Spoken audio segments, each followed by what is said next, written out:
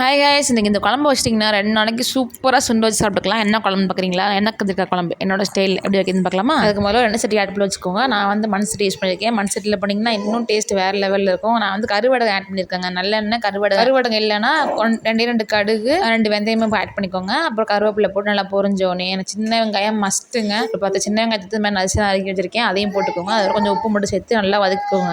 அது வதங்கும் போதே 10 பல் பூண்டை வந்து 2 கட் பண்ணி வச்சிருக்கேன். பெரிய பூண்டு அதனால அதையும் போட்டு நல்லா வதக்குங்க. ஒரே ஒரு தக்காளி மட்டும் நறுக்கி வச்சிருக்கேன். அதையும் போட்டு வதக்கிக்கோங்க. நல்லா பழுது தக்காளியாக இருக்கணும், பார்த்து போட்டுக்கோங்க. அப்புறம் இதில் வதங்கிட்டு இருக்கும்போதே ஒரு 4 பிஞ்சு கத்திரிக்காய் ஆட் பண்ணியிருக்கேன். சேர்த்துக்கோங்க. 2 அரிஞ்சு. ஐயோ இதுதாங்க டேஸ்ட்டு. நல்லா எண்ணெயிலேயே நல்லா அந்த வதக்குவோங்க. 70% வந்து எண்ணெயிலே வதங்கிடணும் கத்திரிக்காய். ஒரு பிஞ்சு அளவு மஞ்சத்தூள், 1 ஸ்பூன் மிளகாத்தூள், 1 ஸ்பூன் மல்லித்தூள் 2 ஆட் பண்ணிட்டு நல்லா வதக்கிக்கோங்க. அது நல்லா வதங்கினதுக்கப்புறம் எண்ணெய் பிரிஞ்சு வரும். ஒரு லெமன் சைஸ் புளியை கரைச்சி எடுத்திருக்கேன். அதோட தேவையான அளவு தண்ணி ஊற்றி மூடி வச்சு எடுத்திங்கன்னா நல்லா கொதிச்சு வரும். லாஸ்ட்டாக கொஞ்சோண்டு வெல்லம் மட்டும் ஆட் பண்ணி நல்லா கொதிக்க விட்டு இறக்குனீங்கன்னா சூப்பரான இந்த கத்திரிக்காய் ரொம்ப ரெடி ஆகிடும். ட்ரை பண்ணுங்கள்.